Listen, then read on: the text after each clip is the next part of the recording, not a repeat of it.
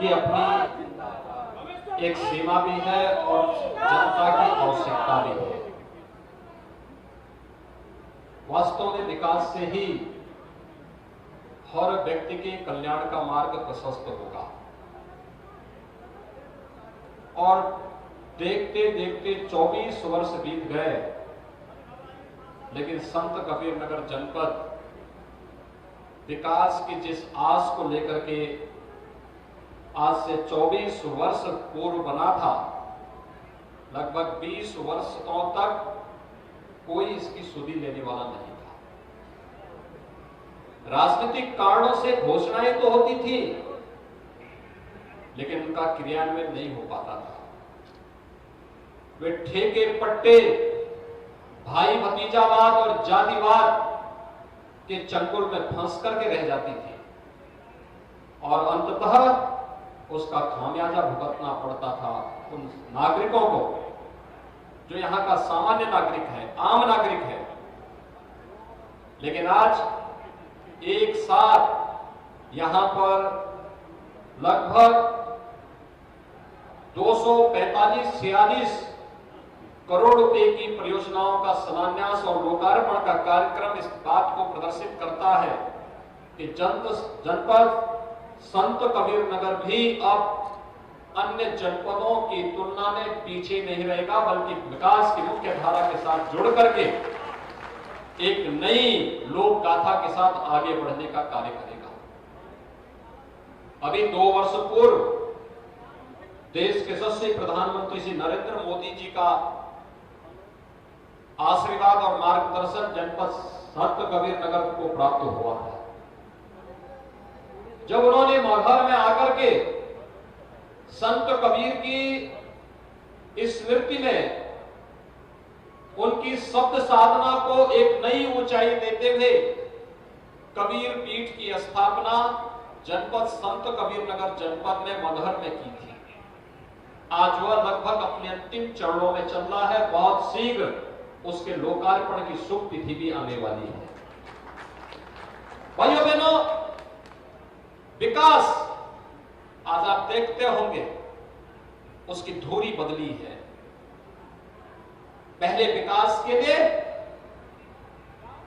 लोगों को आवाज लगानी पड़ती थी। आज बाबा तामेश्वरनाथ धाम में भी पर्यटन विकास की योजनाएं काम कर रही हैं और जो बची होंगी उनको भी आगे बढ़ाने का कार्य सरकार कर रही है।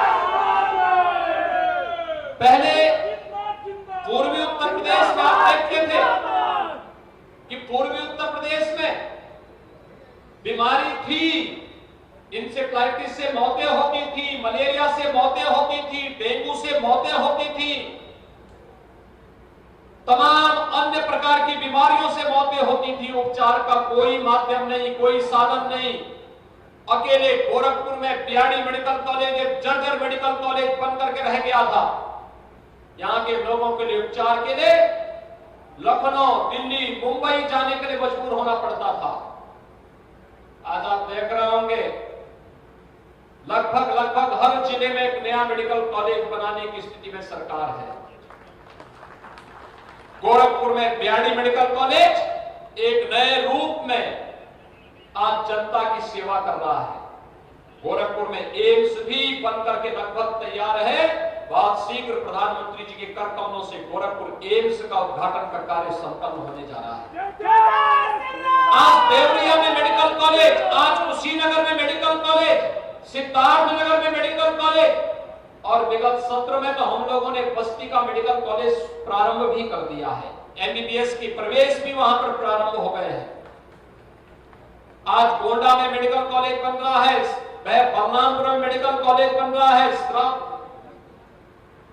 बहराइच का मेडिकल कॉलेज प्रारंभ हो चुका है, अयोध्या में मेडिकल कॉलेज प्रारंभ हो चुका है, सुल्तानपुर में मेडिकल कॉलेज का निर्माण कार्य युद्ध स्तर पर चल रहा है, प्रतापगढ़ में मेडिकल कॉलेज के निर्माण की कार्रवाई अंतिम चरणों में चल रही है।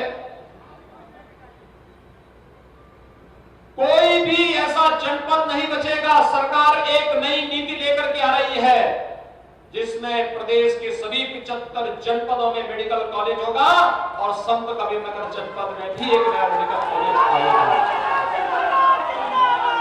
पीपीपी मोड पर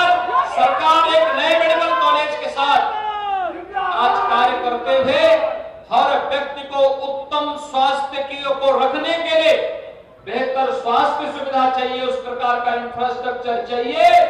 इसके लिए सरकार पूरी मुस्तैदी के साथ, पूरी प्रतिबद्धता के साथ कार्य कर रही है।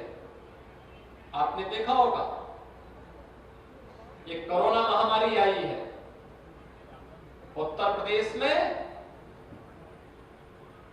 कोरोना पर प्रभावी नियंत्रण किया गया है। मैं उन सभी स्वास्थ्य कर्मियों का, कोरोना वॉरियर्स का, जनता की सेवा के लिए समर्पित होने वाले जनप्रतिनिधियों का, प्रशासनिक अधिकारियों का, मीडिया के कर्मियों का, उन सबका मैं अभिनंदन करूंगा जिन्होंने इस महामारी के दौरान अनवरत जनता जनार्दन की सेवा की। और मैं अभिनंदन करूंगा जनता जनार्दन का भी जिन्होंने अनुशासन का पालन करते हुए इस महामारी से लड़ते हुए न केवल अपनी सुरक्षा की बल्कि सामुदायिक सुरक्षा के सरकार के संकल्प के साथ जुड़ करके वे निरंतर इस अभियान के साथ जुड़े रहे। एक बड़ी महामारी से बचाया। कल्पना करिए सपा और बसपा या कांग्रेस के समय में ये महामारी आई होती तो क्या होता। जैसे आज केरल के अंदर हो रहा है और जैसे महाराष्ट्र के अंदर हो रहा है, जैसे दिल्ली के अंदर हुआ था, उत्तर प्रदेश के अंदर भी ये स्थिति होती, क्या होता, कितने लोग मरते।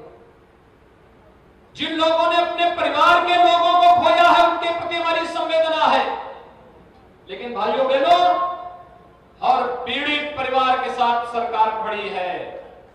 आपने देखा होगा जो बच्चे निराश्रित हुए उन बच्चों के लालन पालन की जिम्मेदारी भी सरकार ने ली है। 4000 रुपए हर महीने उन बच्चों को उपलब्ध सरकार करा रही है।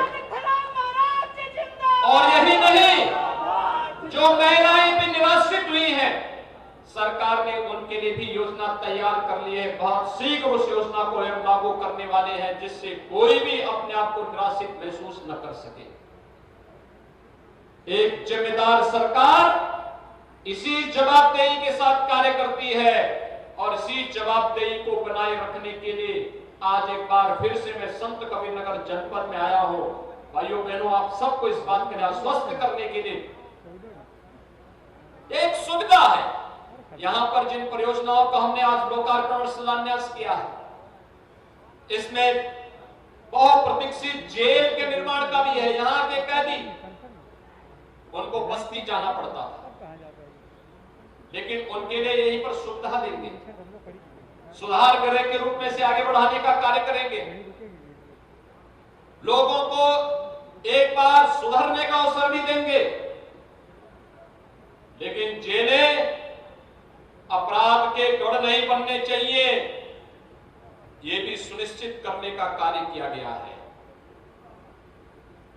अपराधियों के लिए मौज मस्ती का केंद्र नहीं बनना चाहिए, इस सरकार ने सुनिश्चित किया है और आज जेल के रूप में कार्य कर रही है। यहां की बहुप्रतीक्षित जेल का लोकार्पण के साथ साथ विभिन्न विभागों की इन परियोजनाओं का, और लोक निर्माण विभाग की सड़कों का है, सेतु निगम के सेतु का है, पर्यटन विभाग की पर्यटन योजनाओं का है, अलग अलग विभागों के पंचायती राज के पंचायत भवनों का है, ग्राम सचिवालय की परिकल्पना को साकार करने का कार्य है, या फिर आम नागरिक के जीवन में व्यापक परिवर्तन करने की सरकार की मंशा के अनुरूप बनाई जाने वाली योजनाओं को आगे बढ़ाने का है। मुझे बताते हुए प्रसन्नता है, इस जनपद की पहचान कभी बखिरा के बर्तनों से भी हुआ करती थी, पिछली सरकारों ने उसे भुला दिया। और भाइयों बहनों, एक बार फिर से बखिरा में इस प्रकार का क्लस्टर विकसित करने की तैयारी हमारी हो रही है, जिससे बखिरा का बर्तन उद्योग एक बार फिर से वैश्विक मंच पर अपनी एक नई पहचान बना सके। ये स्थानीय स्तर पर नौजवानों के लिए रोजगार की सुविधा विकसित करेगा। ये स्थानीय स्तर पर यहां की माताओं के लिए, बहनों के लिए, बेटियों के लिए रोजगार और स्वरोजगार का एक मंच देगा, एक नया अवसर देगा। उन्हें आगे बढ़ने की प्रेरणा प्राप्त होगी। अभी आप देख रहे होंगे, देखा होगा आपने, विश्वकर्मा श्रम सम्मान के माध्यम से कुछ बेटियों को यहां पर सिलाई मशीन और टूल किट उपलब्ध कराए गए। ये टूल किट का उद्देश्य ही यही था, इसका उद्देश्य ही यही है। इस टूल किट के माध्यम से हम इन बालिकाओं को स्वयं आत्मनिर्भर बनने की ओर अग्रसर कर सके और प्रधानमंत्री मोदी जी के उस सपने को साकार कर सके जिसमें उन्होंने कहा था वोकल फॉर लोकल। बालिकाएं अगर अपने स्तर पर कार्य करना प्रारंभ कर देंगी, कोई महिला स्वयंसेवी समूह के माध्यम से कार्य कर सकती है, कोई सिलाई कढ़ाई के कार्य के साथ जुड़ सकती है। खल्लाबाद तो कभी करगा और हथकरघा के लिए जाना जाता था, यहां पर हम लोग रेडीमेड गारमेंट का हब क्यों नहीं बना सकते? नई तकनीक के साथ उन्हें जोड़ने का कार्य क्यों नहीं कर सकते? अगर हर घर में सिलाई की मशीन, आधुनिक सिलाई की मशीन आ जाए और आधुनिक सिलाई की मशीन के साथ हम मार्केट को उनको लिंक कर लें, रेडीमेड गारमेंट आपके घर घर में बनता हुआ दिखाई देगा और एक समय आप बांग्लादेश और वियतनाम को फेल करके खल्लाबाद, गोरखपुर, बस्ती, सिद्धार्थनगर, महाराजगंज आसपास के जनपदों की बहन और बेटियां अपने अपने घरों में रेडीमेड गारमेंट बनाएगी, मार्केट को देगी और मार्केट उसे न केवल यहां के बाजार की आपूर्ति के लिए बल्कि दुनिया के बाजार में पहुंचाने का कार्य भी करेगी। श्रम सस्ता है, यहां पर इसका उपयोग हम आगे बढ़ा करके उन्हें बेहतर तरीके से आगे बढ़ा सकते हैं। जितना जल संसाधन हमारे पास है, दुनिया तरसती है पानी के लिए और यहां पर पर्याप्त जल संसाधन है। पर्याप्त जल संसाधन का मतलब हम खेती बाड़ी को भी अच्छा कर सकते हैं, कृषि अच्छी हो सकती है, बागवानी अच्छी हो सकती है, पशुपालन और दुग्ध उत्पादन का कार्य यहां पर बेहतर तरीके से आगे बढ़ सकता है, मत्स्य उत्पादन का कार्य अच्छे ढंग से आगे बढ़ सकता है। इस दिशा में भी स्वयंसेवी समूह बेहतर प्रदर्शन कर सकती है और राज्य सरकार उन्हें रिवॉल्विंग फंड दे करके आगे बढ़ाने का कार्य करेगी। इस दृष्टि आज मैं आपके बीच में यहां पर उपस्थित हुआ हूं आपसे कहने के लिए, अभी पिछले एक महीने के अंदर काफी बरसात हुई और इस बरसात के कारण पूर्वी उत्तर प्रदेश के लगभग 15-17 जनपदों में भीषण बाढ़ की भी समस्या पैदा हुई थी। मैं वर्चुअली जिला प्रशासन से रिपोर्ट ले रहा था, वीडियो कॉन्फ्रेंसिंग से हम लोग रिपोर्ट ले रहे थे। मैंने पूर्वी उत्तर प्रदेश के ज्यादा प्रभावित जनपदों में दौरा भी किया था। हर बाढ़ पीड़ित के साथ सरकार की संवेदना है, लेकिन भाइयों बहनों, मैं अपने मंच पर जो हमारे जनप्रतिनिधि हैं उन सभी से मैं यही आग्रह करूंगा, हर बाढ़ पीड़ित को शासन की सुविधा का, राहत का राशन किट उन्हें उपलब्ध अवश्य हो जाए, ये सुनिश्चित करने का कार्य कर लें जिससे कोई भी बाढ़ पीड़ित अपने को विकसित महसूस न करे। हर बाढ़ पीड़ित के लिए सरकार ने 10 किलो चावल, 10 किलो आटा, 10 किलो आलू,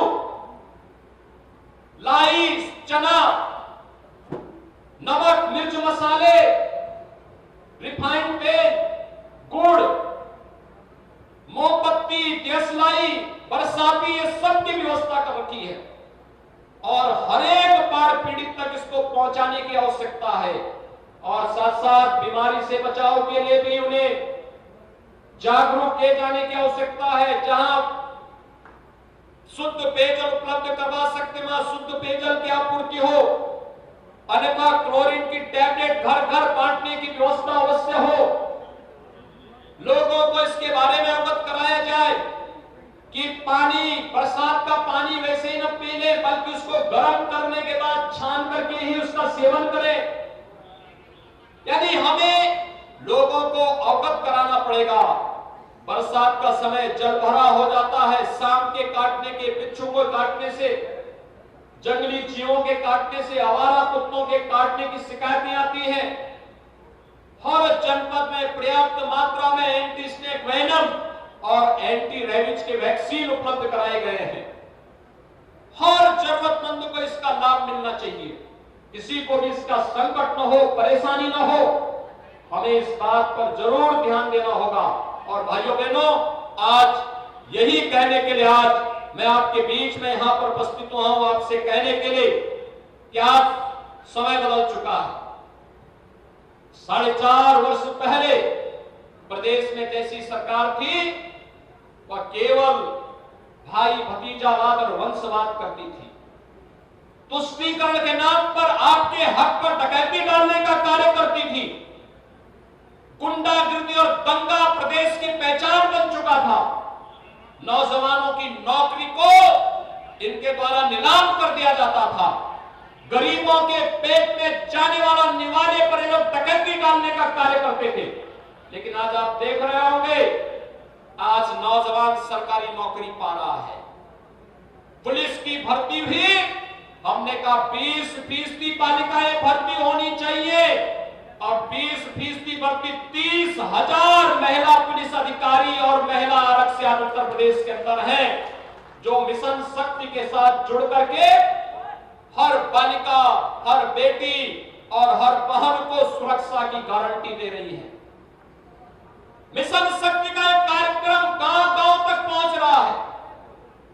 वहां पर महिला बूथ बना करके महिलाओं के कल्याण से जुड़ी हुई योजनाओं का लाभ गांव के अंदर दिलाने के लिए जागरूकता भी पैदा कर रही है। कन्या सुमंगला योजना क्या है, सामूहिक विवाह की योजना क्या है, निराश्रित महिला पेंशन की योजना क्या है, इन सभी योजनाओं का लाभ उपलब्ध कराने की कार्रवाई भी उनके द्वारा न केवल सुरक्षा का बल्कि सम्मान और स्वावलंबन के साथ कैसे जीवन आगे बढ़ाया जाता है, यह कार्य भी किया। लेकिन साथ साथ प्रदेश के नौजवानों को नौकरी उनकी योग्यता और क्षमता के अनुसार 4.5 लाख नौजवानों को प्रदेश के अंदर नौकरी मिली है। भाइयों बहनों, पहले नौकरी गिरवी रखी जाती थी। एक परिवार नौकरी निकलती थी, उसके परिवार के सभी सदस्य नौकरी को गिरवी पर रख करके जगह जगह वसूली करने के लिए निकल पड़ते थे। आज कोई नौकरी को नीलाम करने का प्रयास करेगा तो नौकरी तो नहीं नीलाम कर पाएगा, अपने घर को जरूर नीलाम करवा देगा। पहले माफिया सत्ता का संचालन करते थे और सत्ता इनकी शागिर्द बन करके इनके सामने तुम दबा करके चलती थी। आज इन माफिया और अपराधियों के घरों पर अवैध कमाई पर जब सरकारी बुलडोजर चलता है तो आप भी देखते होंगे कि माफिया उत्तर प्रदेश की धरती को छोड़ने के लिए मजबूर होते हैं। और हर एक माफिया के लिए हमारा यही संदेश भी है कि अगर गरीब का, किसान का, व्यापारियों का अगर जीना हराम करोगे तो सरकार तुम्हारा जीना हराम कर देगी। और सरकार पूरी मजबूती के साथ कानून का राज होगा। इस बात को केवल कहेगी नहीं, इसको करके भी दिखाएगी। और सरकार ने ये प्रदेश के अंदर करके दिखाया है। और आज भाइयों बहनों, आप सबसे मैं यही कहने के लिए आया हूं, हमने नौकरी भी दी। अभी हमारी लगभग 90,000 नौकरियां और आ रही है। हर दिन कुछ न कुछ नौकरियों के परिणाम आ रहे हैं, नियुक्ति पत्र दिए जा रहे हैं। इस सिफारिश पे नहीं, योग्यता के आधार पर प्रदेश के नौजवानों को सम्मान देने का सरकार का कार्यक्रम का भिन्न हिस्सा है। और अभी तो कोरोना महामारी समाप्त नहीं हुई, हमें सावधानी रखनी है, हमें हर प्रकार की सावधानी रखनी है। लेकिन भाइयों बहनों, कोरोना महामारी जब तक भी है, सरकार ने तय किया है हम हर नौजवान को जो प्रतियोगी परीक्षाओं की तैयारी कर रहा है उसको भत्ता देंगे, वाहन भत्ता देंगे। प्रतियोगी परीक्षाओं के लिए जाएगा, उसको आने जाने का किराया की भत्ता सरकार उपलब्ध करवाएगी। वन टाइम भत्ता उसे उपलब्ध करवाने का कार्य सरकार कर रही है। वह प्रतियोगी परीक्षाओं की तैयारी वर्चुअली कर रहा हो या फिर फिजिकली कर रहा हो, उसके लिए टैबलेट की व्यवस्था सरकार कर रही है। और सरकार ने भी व्यवस्था की है, टैबलेट के साथ साथ डिजिटल एक्सेस हर प्रदेश के नौजवान को जो स्नातक में है, स्नातक प्रास्नातक में है, वह मेडिकल का, इंजीनियरिंग का, डिप्लोमा का, बीए, बीकॉम, बीएससी का, किसी भी उससे जुड़ा हुआ छात्र है, नर्सिंग का, फार्मेसी का, GNM, ANM, BSc nursing, MSc nursing, जो भी कर रहा है, हर नौजवान को एक टैबलेट और टैबलेट के साथ साथ डिजिटल एक्सेस की सुविधा सरकार दिलाने जा रही है, जिससे कोरोना महामारी का सामना करते हुए वह नौजवान अपने पाठ्यक्रम को समय से पूरा कर सके और अपनी प्रतियोगी परीक्षाओं की तैयारी करके भी अपने उज्जवल भविष्य के साथ जुड़ करके प्रदेश के विकास को एक नई ऊंचाइयों तक पहुंचाने का कार्य कर सके। आज के इस अवसर पर प्रदेश के नौजवानों के साथ अब सरकारें खिलवाड़ नहीं कर पाएंगी, वे पेशेवर माफिया खिलवाड़ नहीं कर पाएंगे जो इनकी नौकरी के साथ, इनके भविष्य के साथ खिलवाड़ करते थे। आज इनकी अपनी सरकार है, यह सरकार प्रदेश के लिए कार्य कर रही है और मैं आप सबका आह्वान करने के लिए आया हूं कि विकास के साथ साथ हमें वर्तमान की उन चुनौतियों के साथ, चाहे वह कोरोना महामारी की चुनौती हो या फिर बाढ़ की चुनौती, इसका सामना करने के लिए सरकार के साथ कदम से कदम मिलाकर के चलना होगा।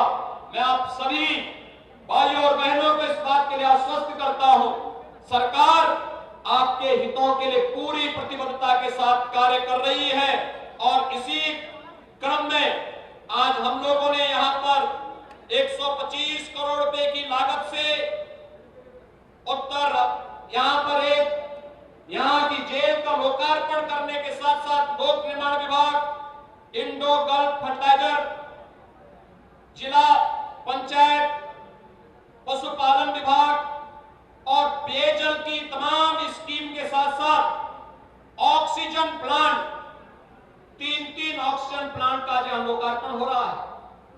अब कोरोना महामारी किसी का भी बाल बाका नहीं कर पाएगी, क्योंकि उत्तर प्रदेश में अब तक 400 से ज्यादा ऑक्सीजन प्लांट लग चुके हैं और आज 3 ऑक्सीजन प्लांट का लोकार्पण हम लोग इसी जनपद में कर रहे हैं। भाइयों बहनों, यह सरकार के द्वारा निरंतर उठाए गए कदमों का परिणाम है। मैं एक बार फिर से आपको यहां पर आज लगभग 245-46 करोड़ रुपए की परियोजनाओं का लोकार्पण और शिलान्यास के लिए हृदय से मैं बधाई देता हूं, अपनी शुभकामनाएं देता हूं। विकास में रुचि लेने के लिए यहाँ के माननीय सांसद, माननीय विधायकगण, इन सबको हृदय से बधाई देता हूं, अपनी शुभकामनाएं देता हूं और विश्वास व्यक्त करता हूं कि इनके नेतृत्व में जनपद संत कबीर नगर विकास के नए प्रतिमान छूता हुआ दिखाई देगा।